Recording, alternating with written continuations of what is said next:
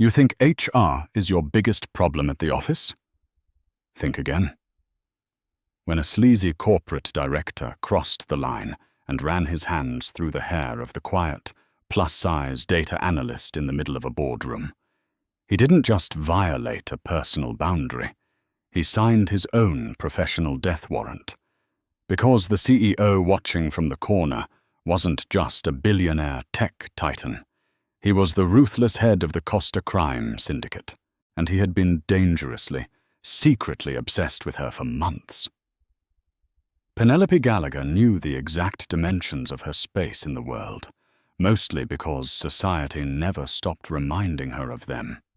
At a solid size 22, tipping the scales at 260 pounds, Penelope, penny to the few people who bothered to look past her weight, was a heavy woman in a world built for the thin. She carried her weight softly, with wide hips, a prominent belly she painstakingly hid under tailored blazers, and a thick, glorious mane of curly auburn hair. She was also the sharpest senior financial auditor at Vanguard Global Logistics, a sprawling corporate emma headquartered in a sleek, glass-paneled skyscraper in downtown Boston. But brilliance rarely shielded you from corporate cruelty. In the gleaming corridors of Vanguard's 14th floor, Penny was treated like an invisible workhorse. Her co-workers, a sea of Patagonia vest-wearing fitness enthusiasts and perpetually dieting executives, viewed her with a mixture of pity and disdain. She was the fat girl who crunched the numbers, the one they could dump their Friday afternoon workload on, because they assumed she didn't have any weekend plans. The worst of the lot was Bradley Jenkins. Bradley was the vice president of regional acquisitions, a man whose jawline was as sharp as his morals were loose. He was the golden boy of the 14th floor, coasting on charm, a trust fund, and an endless stream of stolen credit. He made it his personal mission to remind Penny of her place.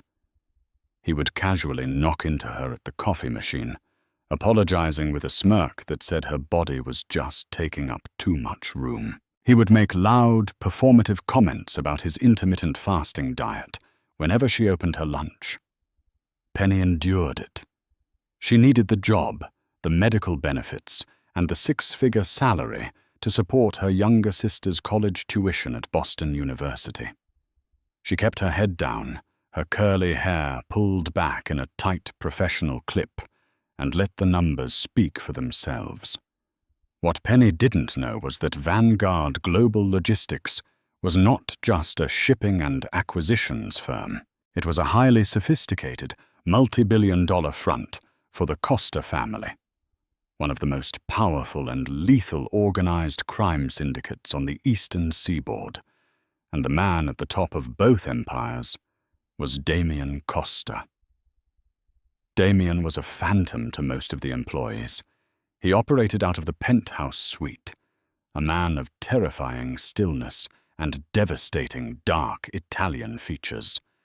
He didn't micromanage the corporate drones.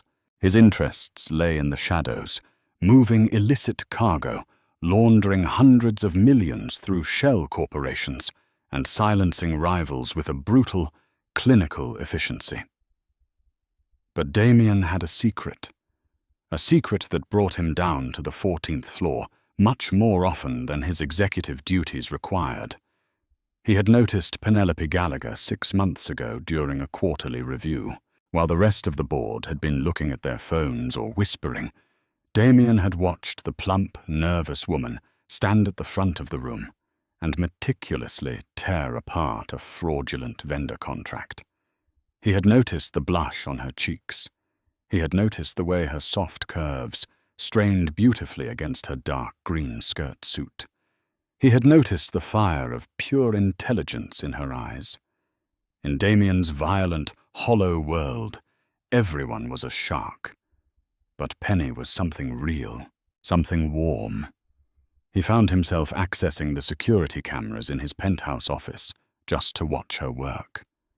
He watched the way she bit her lip when she was thinking, the way she massaged her thick thighs after sitting for too long, the way she quietly wiped away a tear when Bradley Jenkins casually humiliated her in the break room.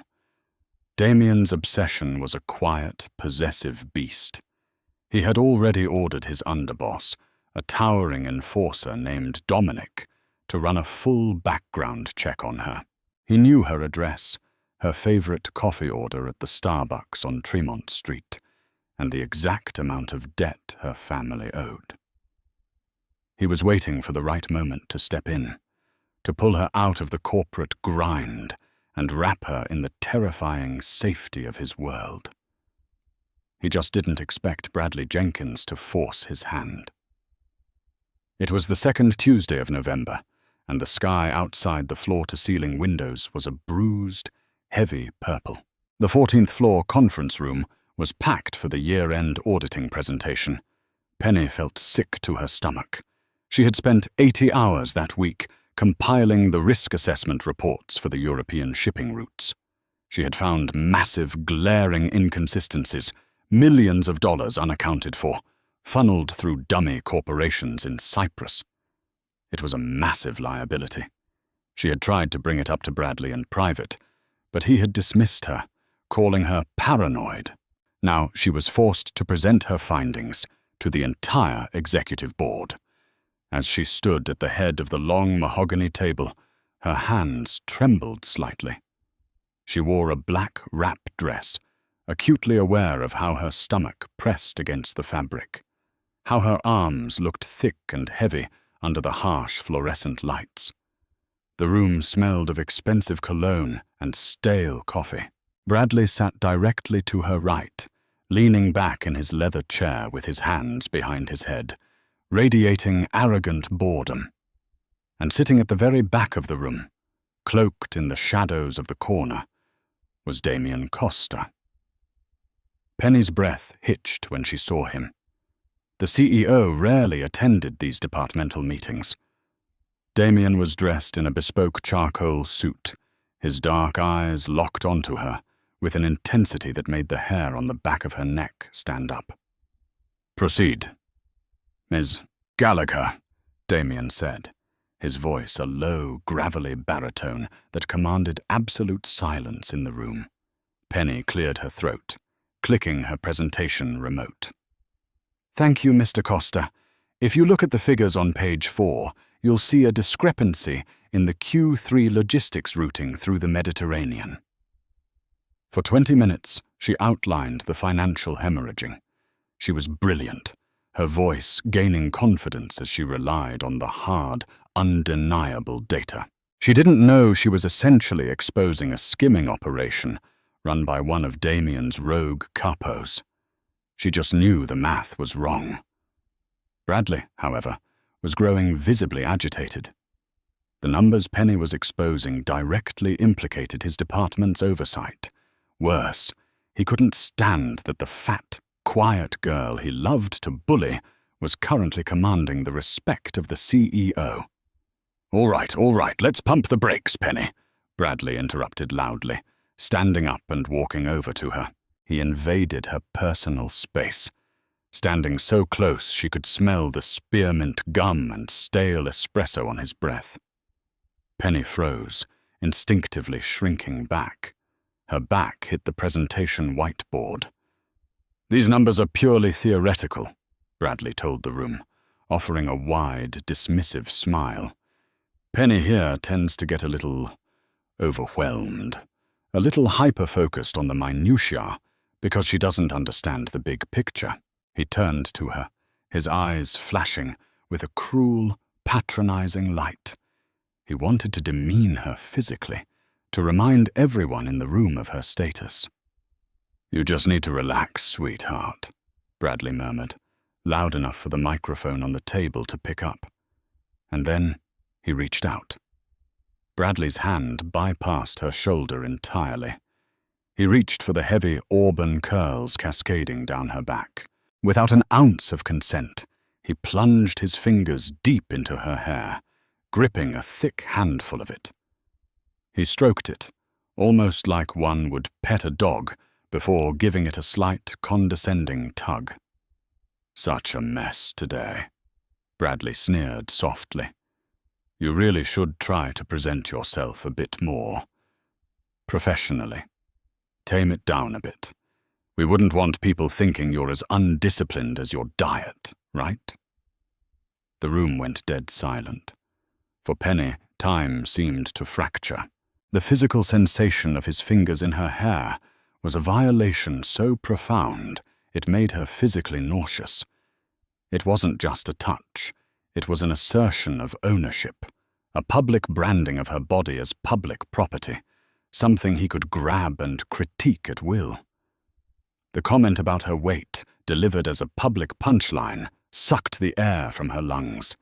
She felt the immediate burning flush of profound humiliation. Her eyes filled with hot, stinging tears as she stared at the floor, wishing the ground would open up and swallow her 260-pound frame whole. At the back of the room, a sharp, terrifying sound echoed off the glass walls. Snap! Damien Costa had just broken a solid metal Mont Blanc pen in half with one hand. Black ink dripped down his knuckles, pooling onto the mahogany table like thick, dark blood. The silence that followed was absolute, suffocating terror. Nobody looked at Penny anymore. Every eye in the room was fixed on the CEO, whose chair scraped against the hardwood floor with a deafening screech as he stood up. Damien Costa did not walk. He stalked. He moved with the lethal, fluid grace of an apex predator. His face was a mask of terrifying, blank composure, but his eyes, dark, bottomless pits of pure, unadulterated violence, were fixed solely on Bradley Jenkins. Bradley's hand slowly dropped from Penny's hair.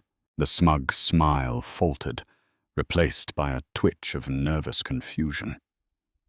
"Mr. Costa, I was just explaining to Penelope." "Do not speak," Damien said. The volume of his voice was low, almost a whisper, yet it vibrated with a concussive force that made the executives in the front row flinch. Damien stopped 3 feet away from Bradley.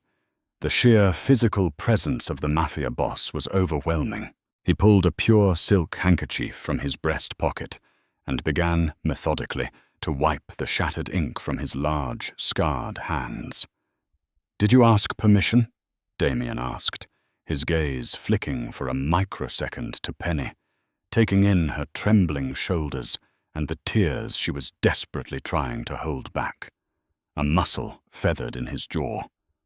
"Excuse me?" Bradley stammered, his bravado entirely evaporating.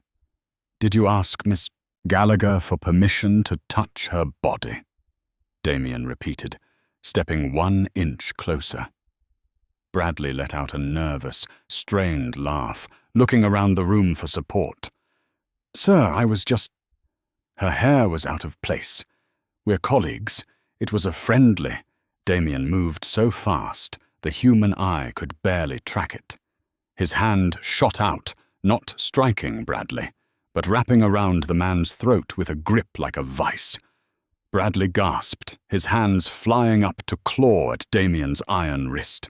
Damien didn't squeeze hard enough to kill, but hard enough to completely cut off the man's airflow, lifting Bradley a full inch off the carpet. Gasps erupted around the boardroom. Several executives stood up in panic, but a sharp look from Damien froze them in their tracks. "You put your filthy hands on her," Damien whispered, leaning in so only Bradley and Penny could hear. "You humiliated her. You laid hands on something that belongs to me." Penny's breath caught in her throat. "Belongs to me?" She stared at Damien's broad back, her mind reeling in absolute shock. Damien dropped Bradley. The VP collapsed to the floor, gagging and coughing violently, scrambling backward like a terrified insect. Damien slowly turned his head to scan the room. He looked at the terrified executives, the complacent managers, The people who had sat by and watched Penny be treated like garbage for years. "This department," Damien said, his voice echoing coldly off the glass, "is a cancer. Not only have you missed $10 million in diverted funds that Ms. Gallagher had to find for you, but you have fostered an environment of disrespect that I find deeply offensive." He pulled his phone from his pocket and pressed a single button. Within 10 seconds, the heavy double doors of the boardroom swung open. 6 men in dark suits stepped inside. They didn't look like corporate security. They had thick necks, cauliflower ears, and the cold, dead eyes of cartel hitmen. At their lead was Dominic, Damien's hulking right-hand man. "Lock down the 14th floor," Damien ordered, without looking at them. "Sever all server access. Confiscate every laptop, every phone, and every physical file." A wave of panic swept through the executives. "Sir, you can't just—" A senior director started to protest. "I'm shutting down the entire Regional Acquisitions and Risk Assessment Department. Effective immediately," Damien declared, his voice slicing through the rising panic.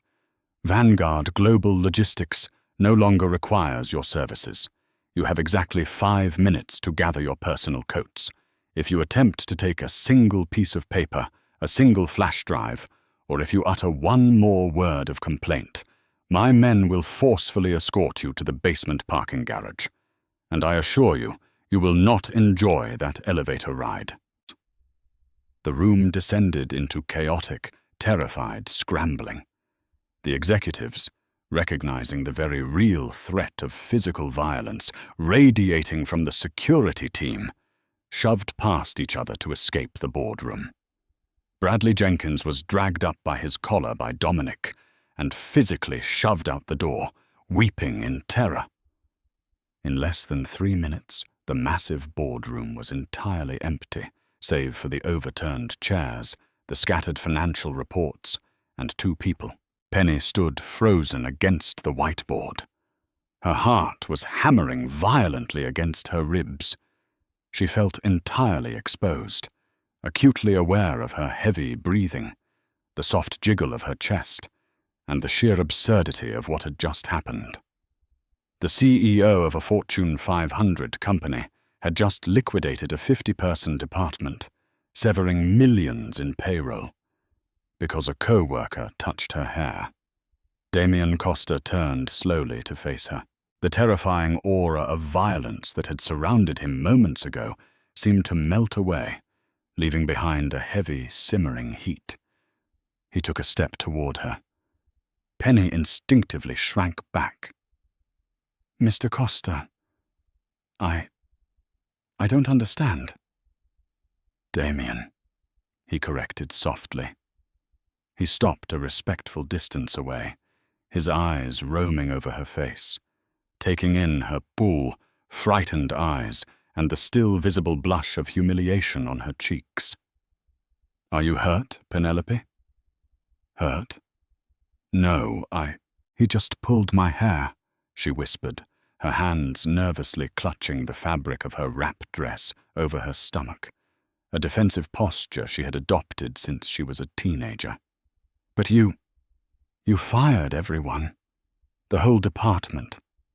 Over me?" Damien's dark eyes dropped briefly to where her hands clutched her dress, a flicker of raw hunger crossing his face before he masked it. "I fired them because they were stealing from me," Damien said smoothly, lying through his teeth to spare her the immediate shock. The skimming was a secondary issue. He would have burned the building down, just for the tear in her eye. "But I broke Jenkins because he touched you." Damien took one final step forward, invading her personal space.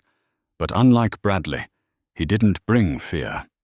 He brought an overwhelming, intoxicating heat. He reached his hand out, pausing inches from her face, waiting for her non-verbal permission. Penny, completely mesmerized, gave a microscopic nod. Damien's large, calloused fingers gently brushed against the exact lock of auburn hair Bradley had yanked. He didn't pull it.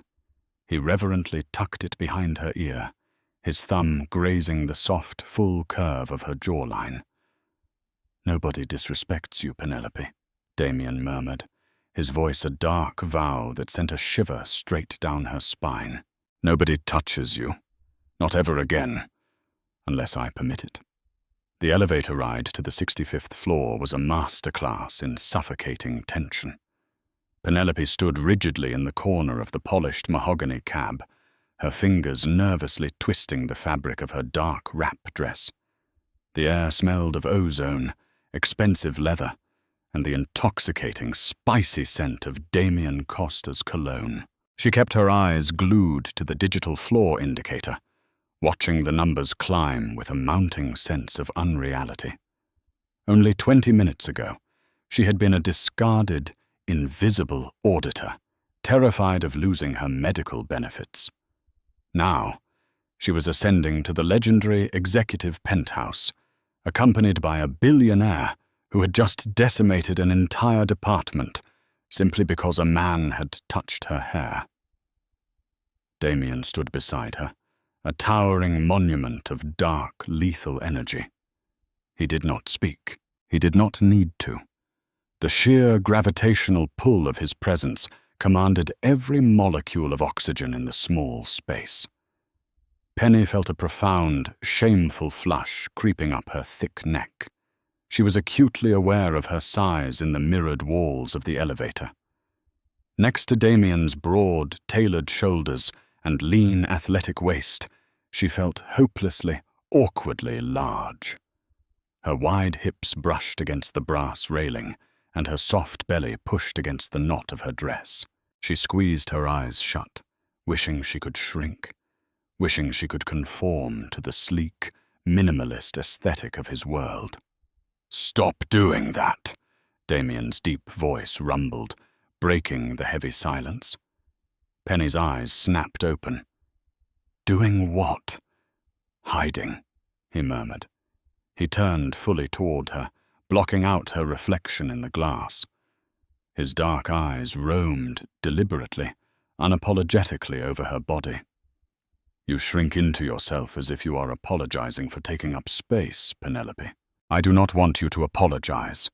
Not in my building, and certainly not in my presence." I'm not exactly built for the penthouse, Mr. Costa," she whispered, her voice trembling with a mixture of fear and deeply ingrained insecurity. "I don't belong up here." Damien closed the distance between them, his heavy leather shoes making no sound on the carpeted floor. He reached out, his large hand gently wrapping around her thick, soft upper arm. The contrast was startling.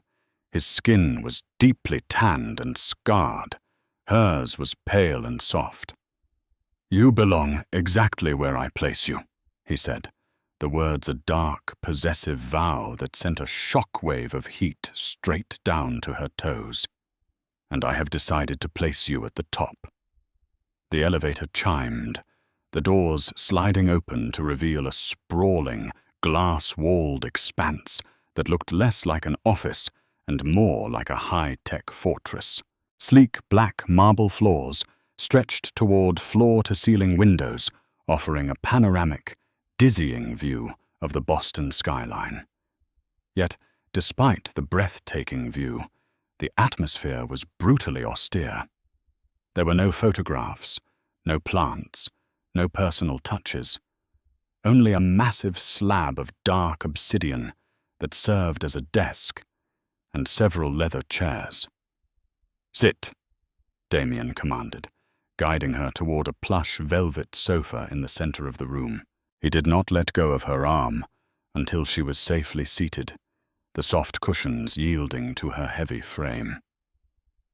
Before Penny could process the surreal environment, the heavy oak doors at the far end of the suite swung open. Dominic, the hulking underboss who had executed the boardroom purge, strode in. He carried a stack of confiscated hard drives and a thick manila folder. He barely glanced at Penny, his face a mask of professional, violent indifference. "It is done, boss," Dominic reported, his voice a low, grating rumble. "The 14th floor is completely sterilized. Jenkins is currently sitting in the basement interrogation room, crying like a newborn. But we have a significant complication." Damien's jaw tightened. He walked over to his obsidian desk, leaning against the edge, his arms crossed over his broad chest. "And speak, Ms. Gallagher's audit," Dominic said, finally casting a heavy, measuring look toward the terrified woman on the sofa. "The Cyprus accounts," she flagged. "They aren't just dummy corporations for our own rogue guys skimming off the top. I ran the shell company routing numbers through the dark net ledgers. The money is flowing directly into accounts controlled by the Moretti syndicate." The temperature in the room plummeted. Penny did not know who the Moretti syndicate was, but the sheer, murderous darkness that instantly clouded Damien's face made her blood run cold.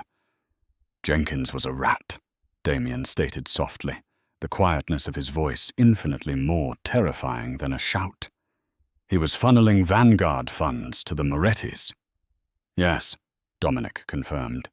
"But that is not the worst part. Jenkins didn't just steal. When my men tossed his office, we found an encrypted burn phone. He sent a message out right before the presentation started.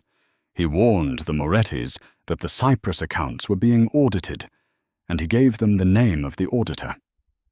Penny's heart stopped. The blood drained from her face, leaving her feeling dizzy and nauseous. "He gave them my name?" she choked out, her hands flying to her mouth. "Why would he do that? I'm just an accountant." Damien pushed off the desk, his strides eating up the distance between them in seconds. He crouched down in front of her, ignoring the crease it put in his bespoke trousers. He took her trembling hands in his grip warm, calloused and unyielding. "Because, Penelope, you are a brilliant, dangerous woman," Damien said, his eyes burning into hers. "You saw through a labyrinth of financial obfuscation that my own forensic accountants missed for a year.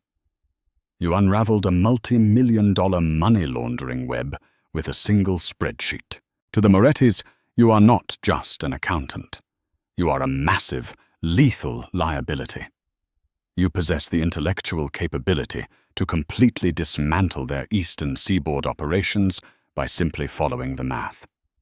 "I don't want to dismantle anything," Penny cried, a tear finally escaping and tracking down her plump cheek. "I just wanted to do my job. I have a sister in college. I have a mortgage." "And you have me," Damien interrupted, his voice dropping an octave, resonating with a terrifying, absolute certainty. He reached up, his thumb wiping away her tear. "The Morettis are a violent, desperate breed. They will not send lawyers to quiet you, Penelope. They will send killers, which means your life as a civilian ended the moment Jenkins touched your hair." Penny stared at him, her mind completely unable to process the sheer magnitude of the nightmare she had stumbled into.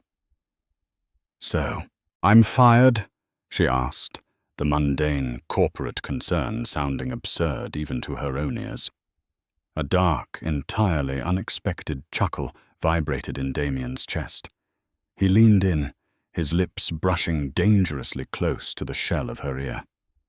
"No, Mia cara. You are promoted. You are moving into my estate. You will operate directly under my protection. And if a single Moretti soldier steps within 100 yards of your beautiful soft body, I will paint the streets of Boston red with their blood." The transition from corporate invisible to mafia royalty was a terrifying, disorienting blur. Within an hour, Penny found herself flanked by heavily armed men, ushered through a subterranean parking garage, and strapped into the plush leather interior of a bulletproof Cadillac Escalade. The convoy tore through the rain-slicked streets of Boston, heading north toward the dense, isolated forests of the North Shore. Inside the SUV, the silence was deafening. Penny huddled against the reinforced glass, her arms wrapped defensively around her thick waist. The luxurious leather seat felt excessively wide, yet she still felt like she was taking up too much room. Damien sat beside her, perfectly composed, reading a secure tablet. He seemed entirely unfazed by the fact that they were currently fleeing a potential mob hit. "You have not eaten," Damien observed without looking up from his screen. He reached into a refrigerated console between the seats and pulled out a small, exquisite box of artisan chocolates and a bottle of sparkling water. He placed them gently on her lap. Penny looked at the food, a wave of deep-seated shame washing over her. "I'm not hungry," she lied, her voice barely a whisper. The truth was, she was starving. But years of enduring Bradley's cruel jokes, years of society telling her that women of her size should only ever be seen eating salads, had conditioned her to feel immense guilt about consuming anything, especially sweets, in front of a conventionally attractive man. Damien finally lowered the tablet. He turned his head, his dark eyes locking onto her face with a piercing, analytical intensity. He saw right through the lie. He saw the shame, and it infuriated him. "Penelope," he said, his tone commanding but layered with a strange dark velvet. "Look at me." She slowly turned her head, her auburn curls falling over her shoulders. "Do you know why I watched you in the cafeteria?" he asked. Penny's eyes widened. You watched me?" "Every day," Damien confessed smoothly, showing absolutely no remorse for his obsessive surveillance. "I watched you eat your miserable, dry salads. I watched you look at the bakery display with a hunger that you violently suppressed because of the judgmental stares of pathetic, hollow people. People who are now unemployed, thanks to me." He leaned closer, the scent of his cologne wrapping around her senses. "I despise those people. I despise weakness. And starving yourself to please a society that does not deserve you is weakness." He reached out, his long fingers carefully opening the box of chocolates. He picked up a dark truffle, dusted with cocoa powder. "You are a magnificent, heavy, beautiful woman, Penelope. Your body is a testament to softness in a world that is brutally hard. I crave that softness. I want to sink my hands into it. I want to ruin any man who tells you to be less than you are." He held the truffle to her lips. "Eat. For me." Penny's breath hitched. Nobody had ever spoken to her like this. Nobody had ever looked at her substantial, heavy body and seen a masterpiece instead of a mistake. Trembling, she parted her lips. Damien fed her the chocolate, his thumb lingering against her lower lip as the rich, dark sweetness exploded on her tongue. A profound, terrifying heat pooled low in her belly. For the first time in her life, she didn't feel fat. She felt completely, undeniably desired. The heavy steel gates of the Costa estate materialized out of the fog an hour later. The compound was a fortress, a massive stone manor nestled amidst 50 acres of impenetrable forest, surrounded by high walls and roaming armed patrols. The SUV glided to a halt before the sprawling stone steps. Damien personally escorted her inside. The interior was a breathtaking display of old-world Italian wealth, vaulted ceilings, Renaissance tapestries, and dark, polished wood. But beneath the luxury, the reality of her situation was inescapable. Armed guards stood at every corridor. The windows were reinforced. It was a gilded cage, and she was the prized canary. Dominic will show you to the master suite, Damien instructed, his tone shifting back to the authoritative CEO as his men surrounded him with urgent reports. Rest.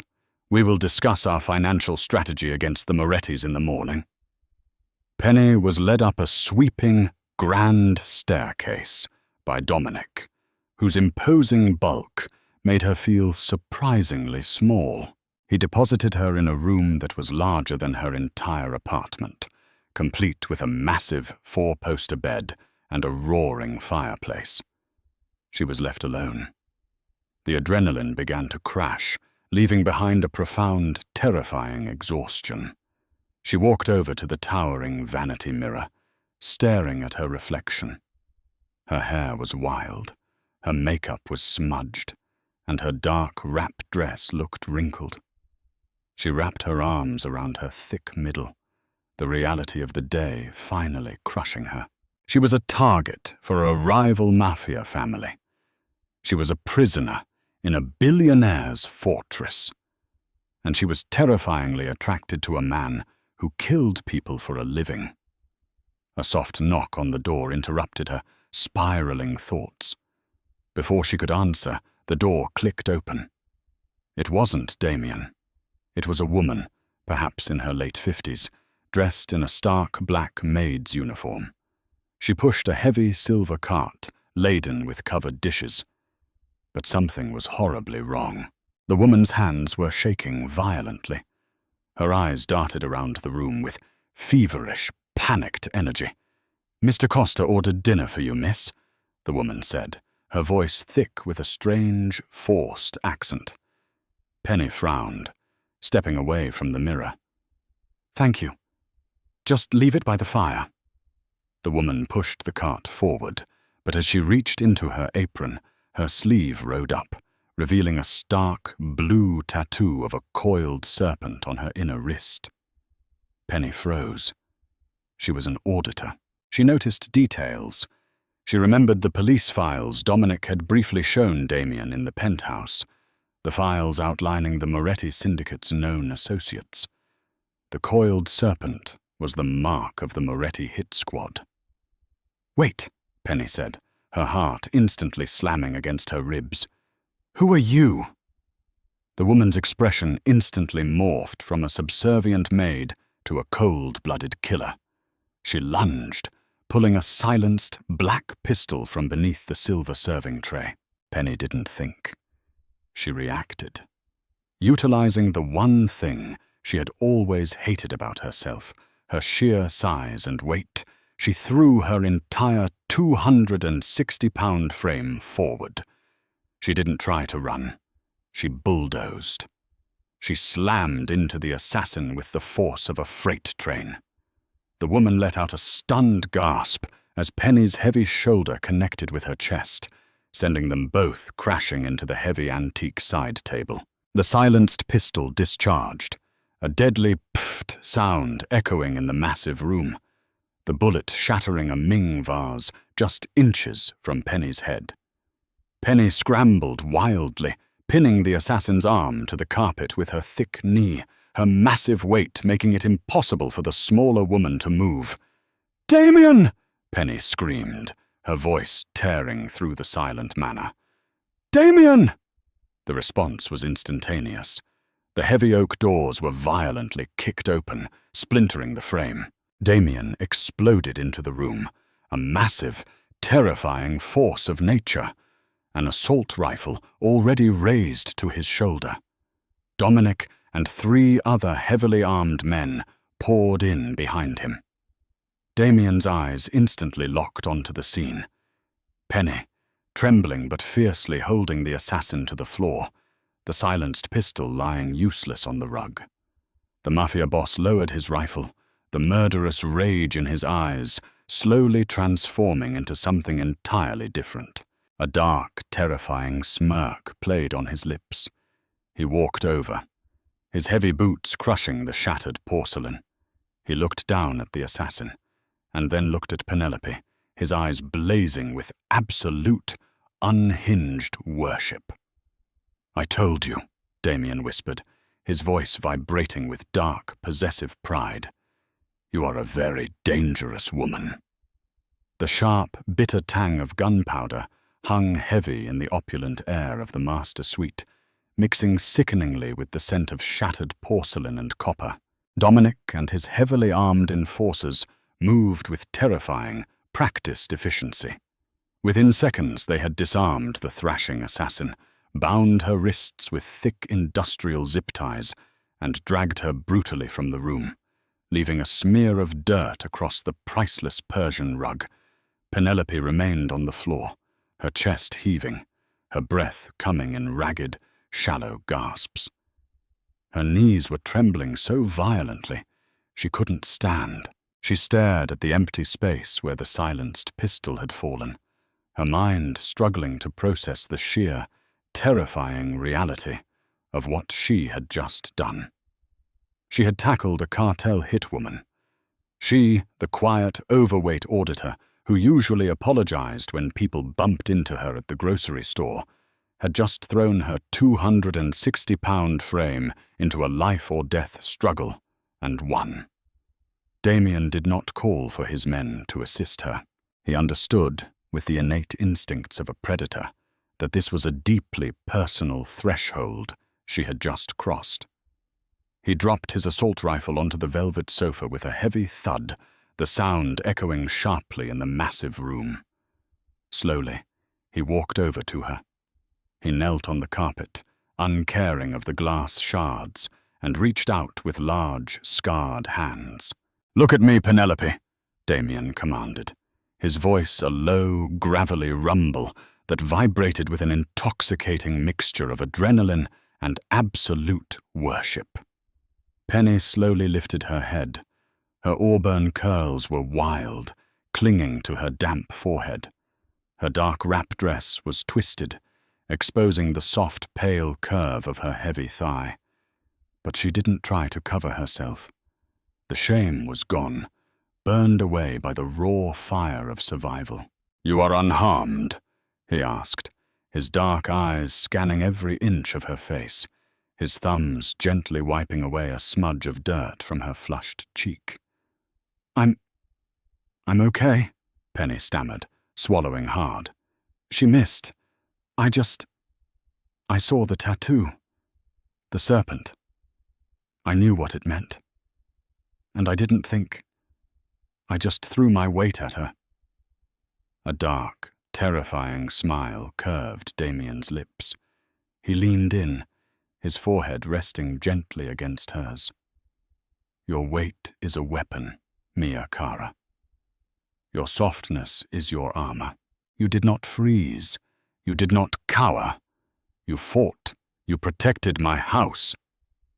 He pulled back slightly, his eyes burning with a possessive intensity that made her core melt. "They thought you were weak. They thought they could send a single rat into my estate to eliminate a quiet accountant. They vastly underestimated the queen I have brought into my empire." The word queen hung in the air, heavy and loaded with unimaginable implications. Penny stared at the ruthless billionaire mafia boss kneeling before her, realizing with shocking clarity that she did not want to run away. The corporate world had treated her like garbage. Damien Costa looked at her like she was a goddess forged in fire. "If they sent an assassin here," Penny said, her analytical brain suddenly snapping back into focus, slicing through the shock, "it means they know I found the Cyprus accounts. But it also means Jenkins wasn't acting alone." Jenkins was a mid-level acquisitions VP. He didn't have the security clearance to authorize the shell company transfers without triggering the automated Vanguard oversight protocols. Someone higher up had to bypass the system for him. Damien's smile vanished, replaced by a mask of cold, lethal calculation. "You are certain of this?" "I am an auditor, Damien," Penny said, her voice steadying, gaining a quiet, unshakable authority. "Math does not lie. Jenkins was the courier, but someone else is holding the keys to the vault. I need to see the raw Vanguard server data." Now. 10 minutes later, Damien led her deep into the subterranean levels of the estate. The elevator doors opened to reveal the true heart of the Costa Syndicate, a sprawling, state-of-the-art tactical war room.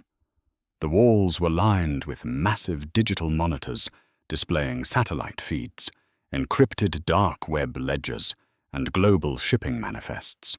A dozen men in sharp suits sat at terminal stations, the air thick with the hum of high-end servers and hushed, urgent conversations. The room fell dead silent the moment Damien entered. Every operative stood up, respectfully averting their eyes. "Clear the main terminal," Damien ordered. The lead technician scrambled away from the central obsidian desk, a sprawling console with 6 curved monitors. Damien pulled out the heavy leather chair himself, gesturing for Penny to sit. As she took her seat, Penny felt a strange, profound shift in her reality. She was no longer hiding in a cubicle on the 14th floor. She was sitting at the nerve center of a criminal empire. She cracked her knuckles, the soft, plump flesh of her hands illuminated by the blue glow of the screens. "Dominic," Penny said, not even looking back, her voice ringing out with astonishing confidence. "Give me the encrypted drives you pulled from Jenkins's office, and I need a direct, unfirewalled uplink to the Vanguard mainframe. I'm going to tear their routing protocols apart." For the next 2 hours, the war room watched in absolute, mesmerized silence as Penelope Gallagher went to work. Her fingers flew across the keyboard with blistering speed. She bypassed security encryptions that had baffled Damien's top hackers, leveraging her intimate backdoor knowledge of Vanguard's archaic legacy systems. She cross-referenced the Cyprus shell companies with offshore bank routing numbers, digging through layers of digital obfuscation.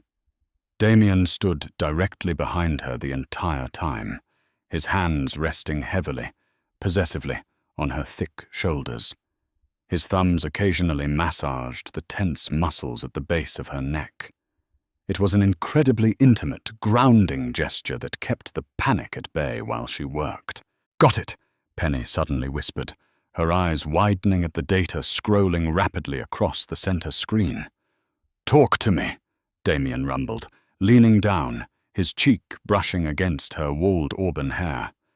"It's a process called smurfing," Penny explained, pointing to the cascading numbers. "They break down massive illicit transactions into thousands of tiny, seemingly innocuous corporate expenses. But look at the authorization codes. Every single microtransaction was greenlit by an override protocol known as Project Aegis. And there is only one executive at Vanguard with the cryptographic key to Project Aegis." She hit the enter key, pulling up a highly classified corporate profile. A high-resolution photograph filled the monitor. Damien's grip on her shoulders tightened painfully. The man on the screen was Harrison Reed, the chief financial officer of Vanguard Global Logistics. He was Damien's oldest corporate ally, a man who had attended Damien's father's funeral. "Harrison," Dominic spat from the shadows, his hand instinctively dropping to the heavy pistol holstered at his waist. "That treacherous snake. He's been selling us out from the very top." "Wait, there's more," Penny interrupted, her eyes darting across a secondary ledger she had just decrypted. Her heart began to hammer a frantic rhythm against her ribs. The money isn't just being skimmed, it's being pooled. $300 million in untraceable liquid assets. And Harrison just initiated a wire transfer 10 minutes ago to a holding company owned by the Moretti Syndicate. The transfer clears at midnight. But she frowned, her brilliant mind connecting the disparate dots. Why liquidate that much cash tonight? It's too loud. It's too fast. She rapidly typed in another command, pulling up the GPS tracking data for Vanguard's global shipping fleet. She gasped. "Damien," she said, spinning her chair around to face him. "The Morettis aren't just stealing your money. They are buying a private mercenary army. The wire transfer is a payment for a black market weapons shipment arriving at the Boston Harbor, Pier 44. The ship docks in exactly 1 hour. Harrison is handing the Morettis the firepower they need to wipe your family off the map entirely." The war room exploded into chaotic motion.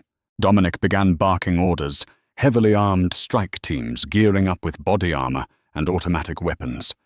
The betrayal of Harrison Reed was a knife to the chest of the Costa Syndicate. But there was no time for mourning. There was only time for war. Damien did not move. He stood looking down at Penelope, a storm of unimaginable violence brewing in his dark eyes. He reached down, cupping her face in both of his large, scarred hands. "You have just saved my life, my family, and my entire empire, Penelope," Damien said, his voice a low, raspy whisper that cut through the noise of the room. "You saw what my best men could not see." "You have to stop that ship," Penny urged, her hands gripping his wrists. "If those weapons clear the docks, the Morettis will outgun you." "I will burn Pier 44 to the ash," Damien swore. He leaned down and pressed a hard, bruising, entirely unapologetic kiss to her lips. It was a brand, a claim, a promise of return. He tasted like expensive scotch, dark coffee, and lethal intent. "You stay here. You lock the blast doors. If anyone other than me tries to enter this room, Dominic has left a loaded weapon on the console. You know what to do."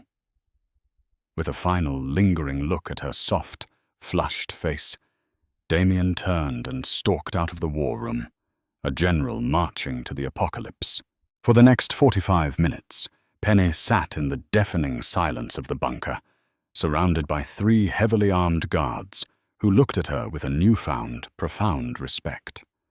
She kept her eyes glued to the monitors, watching the GPS blip of Damien's convoy racing toward the Boston Harbor. She had tapped into the encrypted radio frequencies of the strike team, listening to the tense, clipped chatter of Dominic and his men. She watched the blips surround Pier 44. She heard the agonizingly slow countdown. "Breach. Breach. Breach." Damien's voice echoed over the comms, cold and merciless. Then the radio erupted into a symphony of absolute chaos. The staccato crack of automatic gunfire, the heavy thud of explosives, and the screams of dying men flooded the speakers. Penny clamped her hands over her mouth, her eyes welling with tears. She was an auditor.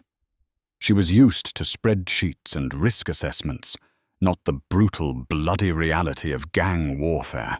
Yet she could not look away. She was bound to this world now.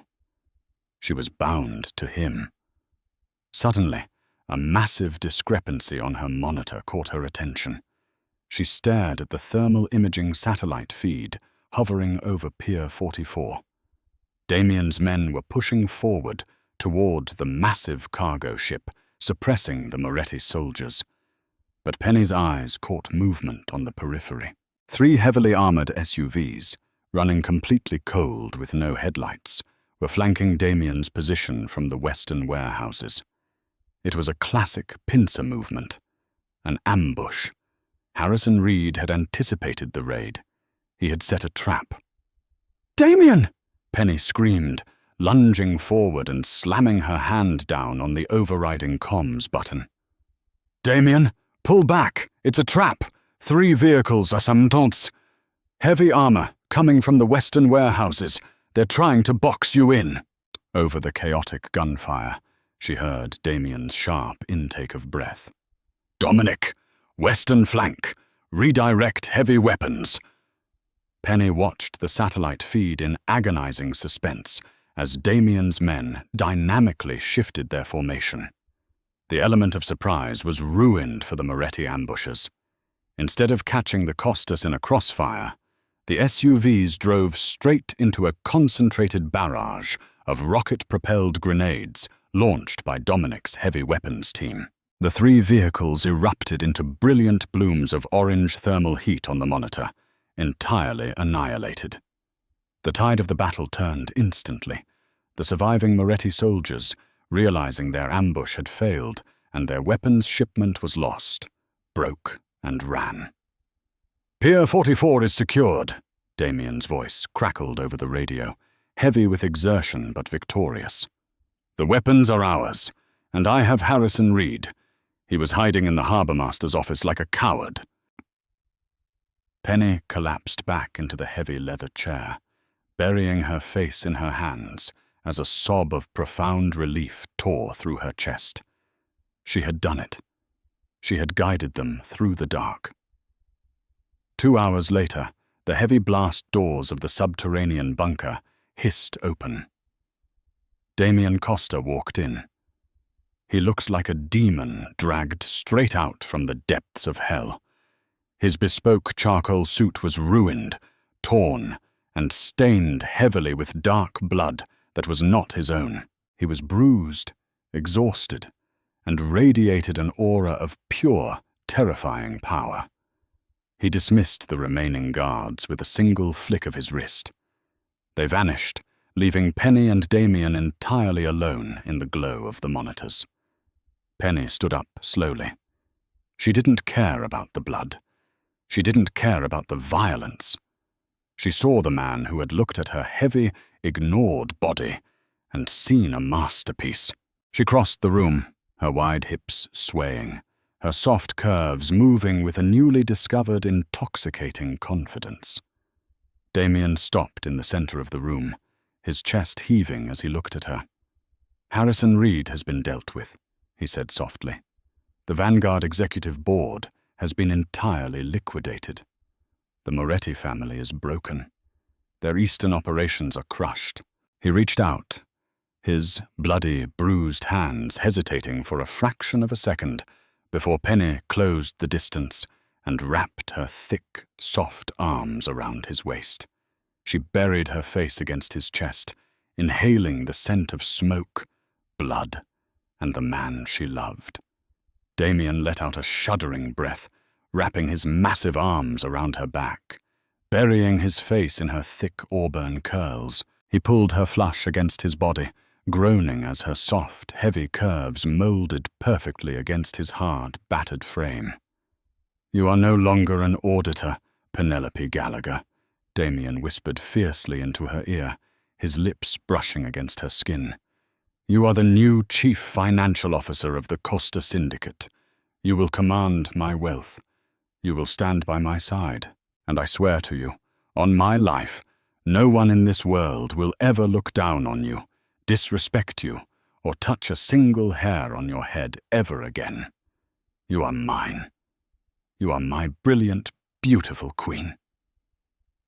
Penny tipped her head back, looking into the dark, possessive eyes of the Mafia boss. She felt the heavy weight of her body, but for the first time in her life, it wasn't a burden. It was an anchor. It was power. "I am yours, Damien," she whispered, pulling his face down to hers for a searing, breathless kiss that sealed her fate forever. She had walked into the Vanguard building as a ghost, but she walked out of the ashes as royalty. Did Penelope's journey from a bullied, invisible corporate analyst to the untouchable, brilliant queen of the Costa Crime Syndicate leave you breathless? If you loved this intense, pulse-pounding mafia romance filled with shocking twists, undeniable passion, and a heroine who finally realizes her true power, then do not forget to hit that like button. Share this video with your friends who love a dark, protective, billionaire romance. And make sure to subscribe to our channel for more incredible, thrilling audio stories. Drop a comment below telling us your favorite moment, and stay tuned for our next dark romance adventure.